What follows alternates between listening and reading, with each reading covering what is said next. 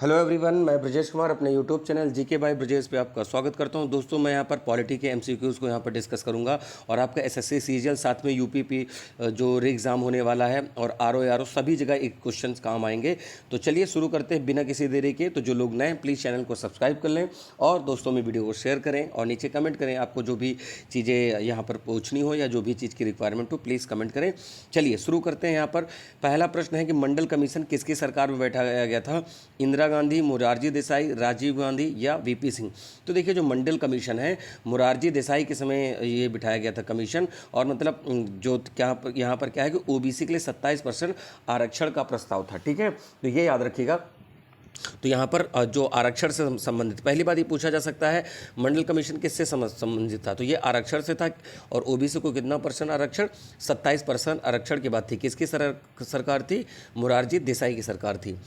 अगला है, निम्नलिखित में से कौन सा स्टेटमेंट गलत है? देखिए ध्यान से पढ़िएगा, मैंने यहाँ पर क्वेश्चन कुछ ऐसे डाले हैं जो आपको आरओ यूपीपीसीएस तक के एग्जाम के लिए सब काम आएंगे। लोकसभा के सदस्य वयस्क वोटरों के द्वारा सीधे चुने जाते हैं। दूसरा है कि वित्तीय विधेयक केवल लोकसभा में पेश हो सकते हैं। तीसरा, उपराष्ट्रपति राज्यसभा का कार्यकारी सदस्य होता है। चौथा, राष्ट्रपति एंग्लो इंडियन समुदाय के 4 लोगों को लोकसभा में। तो देखिए यही गलत है, वहाँ पर 4 लोगों को नहीं 2 लोगों के लिए प्रावधान है। तो ऑप्शन नंबर डी है। ठीक है, तो अब यहाँ पर क्या है कि एंग्लो इंडियन 2 लोगों के लोकसभा में मनोनीत कर सकते हैं। कौन राष्ट्रपति करेगा? जब वो देखते हैं कि समुदाय का लोकसभा में वर्चस्व नहीं है। अब फिलहाल वो भी वर्तमान समय में बंद है। तो देखिए जैसे 545 होते थे, तो 545 में से 2 एंग्लो इंडियन आते थे, तो इनको अब खत्म कर दिया गया प्रावधान। तो 543 ही जो हैं इस समय इलेक्टेड मेंबर हैं, ये भी याद रखिएगा। ठीक है, राज्यसभा में 12 सदस्य अभी भी मनोनीत होते हैं। तो राज्यसभा में 12 मनोनीत होते थे और होते हैं, और अभी लोकसभा में 2 होते थे, बट लोकसभा में 2 हट गए तो 543 मेंबर हो गए। ठीक है, प्रेजेंट टाइम में। बाकी जो भी लोकसभा का आर्टिकल है मैंने बताया था, लोकसभा का 81 है और राज्यसभा का 80 है। पार्लियामेंट 79 में है। पार्लियामेंट किस में है? 79 में है। ठीक है, ये भी पॉइंट याद रखिएगा। अगला है, इनमें से यूपीएससी के बारे में क्या स्टेटमेंट सही नहीं है? यूपीएससी अपनी वार्षिक रिपोर्ट जो है यहाँ पर राष्ट्रपति को देता है। ठीक है, यूपीएससी के चेयरमैन केंद्र सरकार के आदेश से हटाया जा सकता है। अगला है, यूपीएससी की संरचना राष्ट्रपति द्वारा निर्धारित होती है और सभी कथन सत्य हैं। इनमें से क्या सही है? तो यहाँ पर क्या यूपीएससी के चेयरमैन को केंद्र सरकार के द्वारा हटाया जा सकता है? यही पॉइंट गलत है, क्योंकि आपसे गलत पूछा गया था। देखिए दोस्तों, प्रश्न को जरूर ध्यान से पढ़ें कि पूछा क्या है, सही नहीं यहाँ पर पूछा है या गलत। तो इसमें से कौन सा सही नहीं भाई? यहाँ पर जो यूपीएससी के चेयरमैन, देखिए अगर यूपीएससी की बात करें आर्टिकल 315 में है। ठीक है, मैंने प्रीवियस वीडियो में भी बताया था यूपीएससी। और अगर अखिल भारतीय सेवाओं की बात करेंगे तो आर्टिकल 312 में आता है। ठीक, तो यहाँ पर यूपीएससी या अन्य किसी लोक सेवा आयोग के चेयरमैन या किसी सदस्य के निलंबन संविधान के अनुच्छेद 317 में है। यूपीएससी, जेपीएससी या किसी राज्य सेवा आयोग के दुर्व्यवहार के आधार पर उच्चतम न्यायालय के निर्देश के बाद राष्ट्रपति के द्वारा हटाया जा सकता है। ठीक है, तो यहाँ पर राष्ट्रपति हटाएगा और आर्टिकल 317 है। ठीक है, जेपीएससी क्या है? जॉइंट पब्लिक सर्विस कमीशन, मतलब कि 2 स्टेट के, मतलब जो यहाँ पर एक ही अध्यक्ष बनाए जा सकते हैं। वैसे स्टेट पीसीएस होता है तो, लेकिन यहाँ पर 2 या उससे अधिक राज्यों के लिए भी यहाँ पर स्टेट पीसीएस बनाया जा सकता है, जिसको जेपीएससी बोलते हैं। और अब यहाँ पर है, ऑडिट के बारे में क्या सही नहीं है? ऑडिट प्रशासन पर नियंत्रण विधायी अर्थ है। ठीक है, ऑडिट प्रशासन पर आंतरिक नियंत्रण का भाग है। राज्य सरकार के लेखा सीएजी द्वारा ऑडिट किए जाते हैं। कंट्रोलर ऑडिटर जनरल, ठीक है, तो कंट्रोलर ऑडिटर जनरल आर्टिकल 148 में इसका प्रावधान है। ये बात याद रखिएगा। पूछा है इनमें से कौन सा कथन सत्य है? तो देखिए यहाँ पर क्वेश्चन का लेवल थोड़ा मैंने बढ़ाया है। ठीक है, 1 2 1 3 2 3 या 1 2 3। तो जब तक आपको इन्फॉर्मेशन नहीं होगी आप ऐसा क्वेश्चन कर नहीं पाएंगे। तो यहाँ पर 2 और 3 है। ऑडिट प्रशासन का जो भाग है वो बाह्य नियंत्रण का भाग है। ठीक है, यहाँ पर याद रखिएगा, यहाँ पर आंतरिक नियंत्रण लिखा हुआ था। ठीक, तो सॉरी 1 और 3 होगा यहाँ पर, क्योंकि पहला यहाँ पर क्या है कि यहाँ पर क्या है कि यहाँ पर ये पहला सही है, तीसरा सही है, ये आंतरिक नहीं बाह्य हो जाएगा। तो 1 और 3 हो जाएगा। ऑप्शन नंबर क्या हो जाएगा? बी हो जाएगा। ठीक है, इसको सही कर लीजिए। अगला है, कौन सा केंद्रीय कार्यकारी में शामिल है? राष्ट्रपति, प्रधानमंत्री की अध्यक्षता वाली मंत्रिपरिषद, केंद्रीय सचिव या उपराष्ट्रपति? तो केंद्रीय कार्यकारी परिषद में इसमें कौन है? तो यहाँ पर कोड दिए हुए हैं, प्रेसिडेंट, प्राइम मिनिस्टर या काउंसिल ऑफ मिनिस्टर कह सकते हैं। क्या है कि फिर अगला है कि जो सेक्रेटरी हैं या वाइस प्रेसिडेंट। तो यहाँ पर क्या आंसर हो जाएगा, 1 और 2, यानी कि केंद्र में कार्यकारी राष्ट्रपति, प्रधानमंत्री और काउंसिल, ठीक है, काउंसिल ऑफ मिनिस्टर, मंत्री परिषद, ठीक है। अगला है सुप्रीम कोर्ट के मुख्य न्यायाधीश की सेवानिवृत्त होने की आयु क्या है, ठीक है। देखिए आर्टिकल 124 से लेकर 147 तक सुप्रीम कोर्ट के बारे में प्रावधान है, ठीक है। अब आपको बताना है कि सुप्रीम कोर्ट के जो चीफ जस्टिस हैं 62, 65, 60 या 70, तो यहाँ पर हो जाएगा 65। 62 किसकी है, उच्च न्यायालय के मुख्य न्यायाधीश की 62 है, ठीक है। और उसके बाद जो यहाँ से जो सीनियर मोस्ट जज होते हैं वो फिर आते हैं सुप्रीम कोर्ट में भी आते हैं प्लस साथ में, और सुप्रीम कोर्ट के भी जज बाद में बन सकते हैं। पर सुप्रीम कोर्ट का जो मुख्य न्यायाधीश होता है वो दूसरे हाई कोर्ट में या किसी और लोअर कोर्ट में फिर दोबारा न्यायाधीश नहीं बन सकता, ये भी पॉइंट को याद रखिएगा, ठीक है। अगला है भारत का राष्ट्रीय पंचांग कब अपनाया गया है, 1948, 1952, 1955 या 1957। तो यहाँ पर देखिए जो आंसर है 1957 में। अब यहाँ पर इसके बारे में थोड़ा सा डिटेल देख लेते हैं। भारत का राष्ट्रीय पंचांग जो है शक संवत पर आधारित है। 22 मार्च 1957 को शक पंचांग के ग्रेगोरियन कैलेंडर के साथ राष्ट्रीय पंचांग के रूप में निम्नलिखित उद्देश्यों के साथ अपनाया गया। तो भारत का राजपत्र, आकाशवाणी द्वारा समाचार पत्र प्रसारण, भारत सरकार के द्वारा जारी कैलेंडर, लोक सदस्यों के संबोधित सरकारी सूचनाएं। राष्ट्रीय पंचांग स्थायी रूप से ग्रेगोरियन कैलेंडर से मिलता है। इसमें चैत्र 22 मार्च जबकि लीप वर्ष में 21 मार्च होता है, ठीक है। तो यहाँ पर ये याद रखिएगा कि हमारा ग्रेगोरियन कैलेंडर जो है वो पंचांग शक संवत पर आधारित है, ठीक। अगला है कि इसमें भारत के संविधान में स्पष्ट रूप से क्या वर्णित है, शोषण के विरुद्ध अधिकार है, सती प्रथा का है, प्रेस की स्वतंत्रता है। तो इसमें कौन सा है, 1 और 2, 2 और 3 और 3 स्पष्ट रूप से पूछा गया, बहुत ध्यान से समझिएगा। स्पष्ट की बिल्कुल हाँ उसके लिए लिखा है, ठीक है। तो यहाँ पर केवल 1 हो जाएगा। मैं एक्सप्लेन करता हूँ। शोषण के विरुद्ध अधिकार 23 और 24 में देखते हैं, ठीक है। इसमें फोर्स लेबर है और इसमें चाइल्ड लेबर है, ठीक है।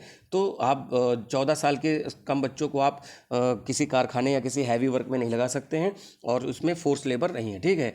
सती प्रथा का अंत नहीं है। सती प्रथा का अंत तो भारत में विलियम बेंटिक के प्रयास से हुआ था, ये भी पॉइंट याद रखिएगा। विलियम बेंटिक सती प्रथा उन्मूलन के लिए जाने जाते हैं और इनकी मदद की थी राजा राममोहन राय ने। मतलब इन लोगों ने मिलकर प्रयास किया कि हमारे समाज से सती प्रथा का अंत किया जाए।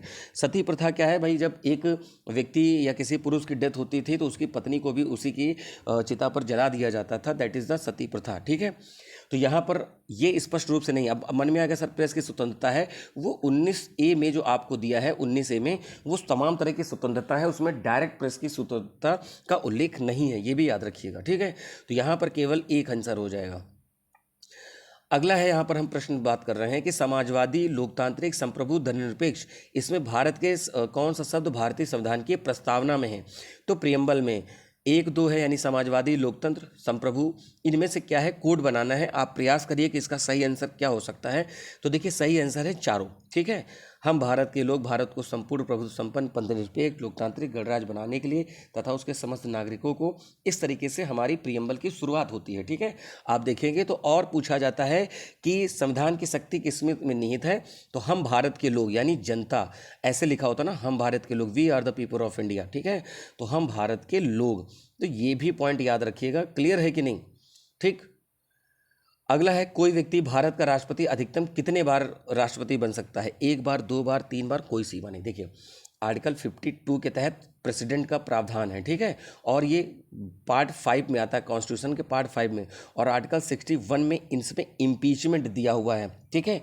मानसिक अक्षमता, कदाचार, दुर्व्यवहार या संविधान का उल्लंघन, इस तरीके से कुछ प्रावधान है जिसके तहत पर उस राष्ट्रपति को हटाया जा सकता है, इसकी कोई सीमा नहीं। बट हम लोग के देश में अब तक लगभग 2 बार प्रेसिडेंट बने हैं, उसके बाद फिर क्या है, ऑलमोस्ट लोग हट ही जाते हैं या उनकी उम्र हो जाती है, तो अपने यहाँ लेकिन सीमा नहीं है, ठीक है। तो इसकी कोई लिमिट नहीं है। अनुच्छेद 57 के अनुसार व्यक्ति जो अभी राष्ट्रपति है वो दोबारा राष्ट्रपति का चुनाव भी लड़ सकता है। लेकिन वहीं आप देखिए यूएस में क्या है, 2 बार, ठीक है। तो यूएस में 2 बार कर सकते हैं, ठीक है, और वहाँ पर 4-4 साल का कार्यकाल हो रहा है। फिर आप देखेंगे रशिया में, तो रशिया में अभी तो व्लादिमीर पुतिन ने वहाँ सब चेंज कर दिया, अदरवाइज 2 बार से ज़्यादा कोई लगातार। तो व्लादिमीर पुतिन ने क्या किया, 2 बार प्रेसिडेंट रहे, उसके बाद वो प्राइम मिनिस्टर बन गए, ठीक है, और तब तक की एक पपेट प्रेसिडेंट बैठा दिया, और उसके बाद फिर ये अगले 2 बार बढ़ सकते हैं, ठीक है। तो इस तरीके के उनके यहाँ लूप होल थे, बट अभी तो व्लादिमीर पुतिन ने क्या है 2032 तक के लिए सब ये प्रावधान ही खत्म कर दिए हैं। तो ये भी पॉइंट आप याद रखिएगा। अगले प्रश्न की तरफ बढ़ेंगे। राष्ट्रपति के द्वारा जारी किए गए अध्यादेश की अधिकतम अवधि कितने माह की होती है? आर्टिकल 123 के तहत अध्यादेश जारी होता है, ठीक है, अध्यादेश। और आपको यहाँ पर बताएं एक 213 आर्टिकल है, तो ये स्टेट का गवर्नर कोई अध्यादेश, मान लीजिए विधानसभा उसमें सत्र में नहीं है और कोई प्रावधान लागू करना है तो 213 के तहत यहाँ पर गवर्नर कर सकता है, और 123 के तहत क्या करता है? राष्ट्रपति करता है। मान लीजिए सदन नहीं चल रहे हैं, ठीक है, तो उस समय क्या होता है कि भाई 7.5 माह की बात हो रही है, तो यानी 6 माह 6 सप्ताह। तो ये मन में आएगा कि 7.5 माह तो कभी पढ़े ही नहीं, ठीक है, तो यहाँ भाई 6 महीने 6 सप्ताह, क्योंकि जब मीटिंग होगी बैठेंगे तो उसमें 6 सप्ताह का समय लिया जाता है उसमें पास होने में, ठीक है, क्योंकि किसी कमेटी के पास जा सकता है, लोकसभा में, राज्यसभा में वीकेंड छुट्टी होती है, इस हिसाब से मिलाकर 6 महीना 6 सप्ताह रखा गया, ठीक है। तो 123 के अनुसार राष्ट्रपति अध्यादेश देते हैं, और ये उस स्थिति से निपटने के लिए है जब संसद सत्र में ना हो। मैंने अभी आपसे यही बात बताई थी 123, और क्या बताया? आर्टिकल 213 बताया। 213 किसके तहत बताया भाई?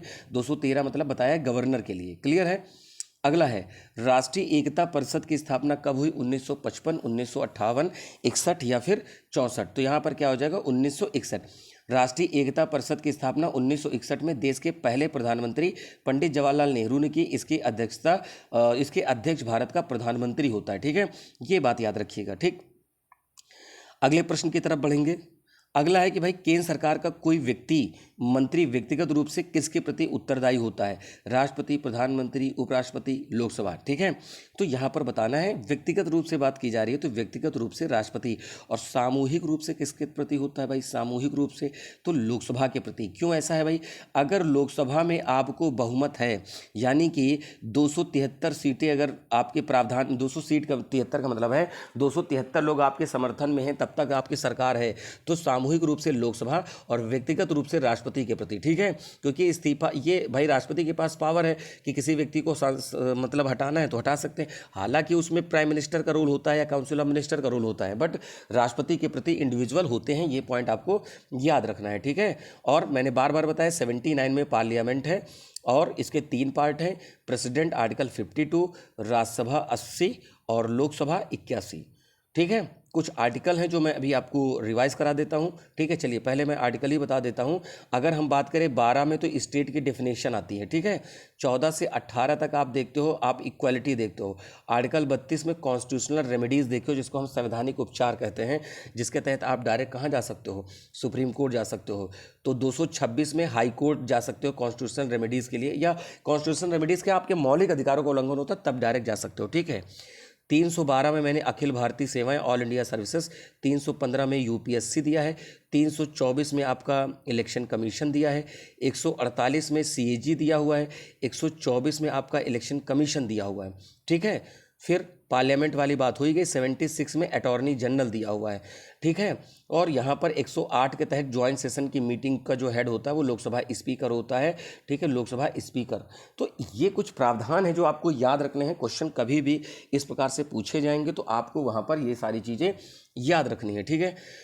अगला है नीति निदेशक सिद्धांतों के बारे में कौन सा सही नहीं है? सकारात्मक आदेश, नकारात्मक, न्याय संगत या इनमें से कहीं नहीं, ठीक है। तो देखिए क्या है भाई? सकारात्मक आदेश। अब देखिए क्या बात है, यहाँ पर पूछा है कौन सा सही है, ठीक है, तो सकारात्मक आदेश। अब बात क्या होती है, जो directive principle of state policy constitution के पार्ट 4 में है, ठीक है, आर्टिकल 36 से लेकर 51 तक दिया हुआ है, ठीक है। तो ये याद रखिएगा। इसी में आर्टिकल 40 इंपॉर्टेंट है, पंचायतों का गठन, ठीक। आर्टिकल 48A आपका है पर्यावरण के लिए। आर्टिकल 44 है कॉमन सिविल कोड, समान नागरिक संहिता, ठीक है। 39A में निःशुल्क सहायता या विधिक सहायता की बात होती है। इस तरीके से कुछ आर्टिकल हैं। जैसे 50 में आपका एग्जीक्यूटिव और लेजिस्लेशन के कार्यों को अलग किया है, ठीक है, जुडिशरी के, ठीक है। और ये आपका 51 में क्या है? इंटरनेशनल रिलेशन की बात होती है। तो सरकार नियम बनाते समय ध्यान रखती है, हालांकि इसके लिए आप हाईकोर्ट या सुप्रीम कोर्ट नहीं जा सकते हो। संविधान की व्याख्या सर्वोच्च न्यायालय के संवैधानिक बेंच के डोमेन के भीतर होती है। बेंच में कितने सदस्य होते हैं? तो 5 सदस्य रखते हैं, ठीक है। तो ये भी याद रखिएगा, ज़्यादा हो सकते हैं किसी स्पेशल केस में, बट जनरली 5 होते हैं। ऑड में ही रखते हैं। ऑड में क्यों रखते हैं भाई? देखो इवन में रख देंगे, मान लीजिए 4 हैं तो 2 बराबर मत हो जाएगा, तो फिर फैसला ही नहीं निकलेगा। 5 होंगे तो भाई 4 1 हो सकता है, 3 2 हो सकता है है कि नहीं। 5 के 5 जीरो भी हो सकता है, 0 5 हो सकता है, तो ये चीज़ हो सकता है। लेकिन अगर ये ऑड रहे तो इसमें इवन रहे तो एक पॉसिबिलिटी बनती है कि इक्वल होने पे क्या किया जाएगा, इस वजह से हमेशा ऑड नंबर्स में बैठते हैं। अगला है निम्नलिखित में से कौन दो से अधिक राज्यों के केंद्र शासित के लिए उच्च न्यायालय बना सकता है, कानून के द्वारा, राष्ट्रपति, उपराष्ट्रपति या प्रधानमंत्री। तो देखिए भाई, संसद के पास कोई नियम कानून बनाने का अधिकार होता है, प्रधानमंत्री लोग कुछ नहीं। प्रधानमंत्री कह सकते हो कि हमारे सरकार के प्रमुख हैं, लेकिन हमारे देश के जो कार्यकारी प्रमुख हैं वो राष्ट्रपति माने जाते हैं, ठीक है। 2 या 2 से अधिक राज्यों और शासित राज्यों के लिए संयुक्त उच्च न्यायालय की स्थापना कानून बनाकर संसद के द्वारा की जा सकती है, ठीक है। तो यहाँ पर संसद है, और संसद का आर्टिकल क्या है भाई, 79, बहुत बार मैंने बताया है, ठीक है। ठीक, एक देखिए संसद में एक मनी बिल आता है, आपको मैं बता दूं उसके बारे में। मनी बिल क्या है, आर्टिकल 110 देखोगे और आर्टिकल 112 देखोगे, जिसमें बजट का प्रावधान है, ठीक है। यह वित्त विधेयक का है, लेकिन डायरेक्ट कह सकते हो मनी बिल शब्द नहीं है, ठीक है। अब उसमें होता क्या है कि जो आपको इसमें सदन में पेश किया जाता है वो लोकसभा में पेश किया जाता है। राज्यसभा सिर्फ 14 दिन तक मनी बिल को रोक सकती है। कोई इंप्रूवमेंट करेगी तो लोकसभा माने या ना माने, उसको 14 दिन बाद एज इट इज पास कर देगी, तो भी बात सही मानी जाएगी। इसमें है कि निम्नलिखित में से कौन सा मिलान सही नहीं, प्रदेशों की महिला मुख्यमंत्री, सुचेता कृपलानी उत्तर प्रदेश, नंदिनी सतीपति उड़ीसा, शशिकला कड़ोकर गोवा, ठीक है। तो यहाँ पर सभी सही हैं। देखिए आपको बताएं, किसी राज्य की पहली जो वोमेन सीएम बनी थी वो सुचेता कृपलानी बनी थी, ठीक है, ठीक है। ये पॉइंट याद रखिएगा यहाँ पर, ठीक है। जेपी कृपलानी की ये वाइफ भी थी। और एक नाम आप पढ़ते होंगे सरोजनी नायडू का, ठीक है, सरोजनी नायडू। तो ये क्या थी, किसी भी राज्य की पहली महिला गवर्नर थी, तो ये भी उत्तर प्रदेश की ही थी, ठीक है। ये भी बात याद रखिएगा। तो यहाँ पर जो एक्स्ट्रा पॉइंट होते हैं वो भी मैं आपको बताता हूँ, जिससे कि आप प्रश्न को अच्छे से कर ले। मेरा पूरा प्रयास रहेगा कि आप किसी भी प्रकार से कोई भी क्वेश्चन छोड़े नहीं। और मैंने पूरा पॉलिटी इसलिए रखा जिससे कि आपको एक पॉलिटी का भी रिवीजन मिल जाए, इसी तरह मैं हिस्ट्री, ज्योग्राफी सभी सब्जेक्ट का कर दूंगा और आपके लिए चीज़ें आसान हो जाएंगी, ठीक है। चलिए अगले की तरफ बढ़ते हैं। न्यायिक समीक्षा, जुडिशियल जो रिव्यू है शक्ति भारत में किसके पास है, केवल सुप्रीम कोर्ट, हाई कोर्ट दोनों के पास, या केवल डिस्ट्रिक्ट कोर्ट। तो यार ये यहाँ पर देखिए, यहाँ पर केवल सुप्रीम कोर्ट है। न्यायिक समीक्षा का अधिकार सुप्रीम कोर्ट के पास है। मतलब मान लीजिए कोई निर्णय दिया, उसको जुडिशियल रिव्यू किया जा सकता है कि क्या भाई निर्णय सही था, या कुछ परिस्थिति के अनुसार, कानून के अनुसार बदला जा सकता है, या कॉन्स्टिट्यूशन के अनुसार, तो वो जुडिशियल रिव्यू। और हम लोग ये पावर है मतलब ये जो प्रावधान है यूएस से लिया गया है, न्यायिक समीक्षा, ठीक है। और वहाँ पर पूछा जाता है क्वेश्चन, मतलब इंडिया में आपसे प्रश्न पूछा जाएगा कि भाई कौन सा ऐसा प्रावधान है जो यूएस और इंडिया में सुप्रीम कोर्ट को लेकर कॉमन है, तो दैट इज जुडिशियल रिव्यू। हालांकि फंडामेंटल राइट भी है, लेकिन कोर्ट को लेकर बात हो रही है, तब जुडिशियल रिव्यू की बात आती है यहाँ पर, ठीक है। अगला है कि भाई किस साल 8वीं अनुसूची में सर्वाधिक भाषाएं जोड़ी गई थी, 1967, 82, 97, 2003। तो देखिए 4 भाषाएं जोड़ी गई थी। जो भी ईयर है आपके मन में आंसर आ रहा होगा, तो कितनी भाषाएं जोड़ी गई थी, 4 जोड़ी गई थी। अगर किसी को नाम याद आ रहा हो, मैं कुछ हिंट देता हूँ, संथाली, बोडो, डोगरी, कुछ इस तरीके से। हालांकि उससे कुछ समय पहले सिंधी भी जोड़ी गई थी। तो मैं सारे ईयर बता दूंगा, बट आप देखिए जो है 8वीं अनुसूची जो है उसमें भाषाएं दी हैं, और कितनी भाषाएं हैं, वो टोटल 22 भाषाएं हैं। तो 22 भाषाओं के बारे में याद रखिएगा, यहाँ से प्रश्न आपसे बनेगा।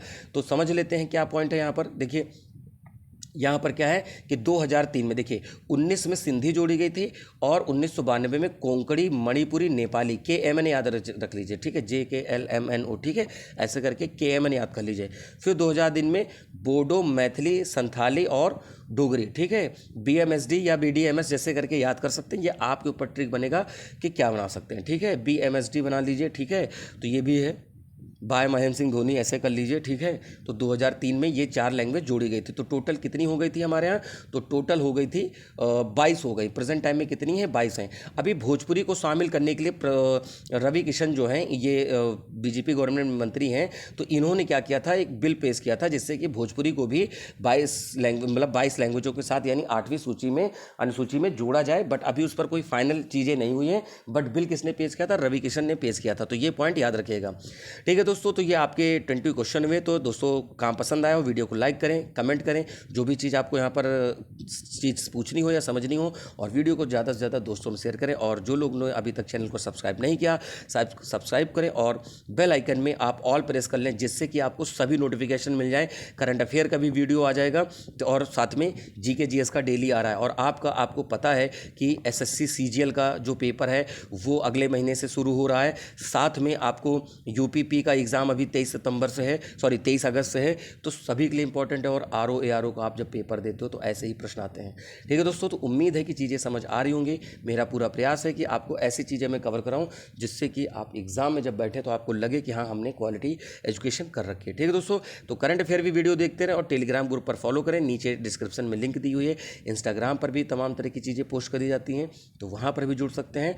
ठीक है दोस्तों, तो मिलेंगे अपने नए वीडियो में नए क्वेश्चन के साथ। तब तक के लिए नमस्कार, थैंक यू, जय हिंद दोस्तों।